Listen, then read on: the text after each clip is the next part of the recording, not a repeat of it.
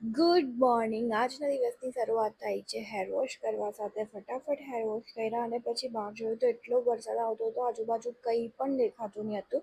અને પછી હું લંચ બનાવવાની તૈયારી કરવા લાગી તો ઋષિ આજે પાછું દહીં તીખારી ખાવાના, તો એ બનાવ્યું અને મસાલા રાઈસ બનાવ્યું. અને બંનેની રેસીપી મેં ઓલરેડી આગાડીના બ્લોગમાં નાખી ચૂકી છે, તો આજે તો મેં નહીં બતાવ્યું. પણ મસાલા રાઈસમાં અગર એક ચમચી ઘી નાખો તો એનો ટેસ્ટ એકદમ મસ્ત થઈ જાય છે. અને મને રાયતું ખાવાનું મન હતું તો મેં સાથે સાથે રાયતું પણ બનાવી દીધું. અને પછી અમે લોકો લંચ કરવા બેસી ગયા અને વાવ, મસાલા રાઈસ ઓલવેઝ મસ્ત બને અને એટલું સારું લાગે ખાવાનું. પછી મેં મારી ફેવરેટ સિરીઝ જોવા બેસી ગઈ, જે છે જીની એન્ડ જોર્જિયા.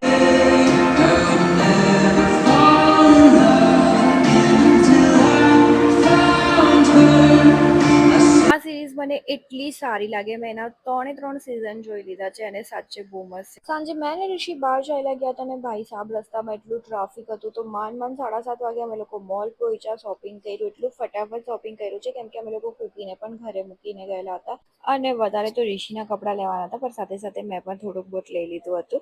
અને પછી જલ્દી ઘરે આવી કેમ કે જ્યારે અમારા ઘરે બહુ લેટ થઈ ગયું ત્યારે બધાએ ઘરનું ખાવાનું મન થાય, બહારથી કોઈ ખાવાનું, તો ફટાફટ ઘરે આવ્યું, ડિનરની તૈયારી કરી, ડિનર બનાવ્યું. એના સાથે આજનો બ્લોગ પણ અહીંયા જ પૂરો કરું છું. બાય.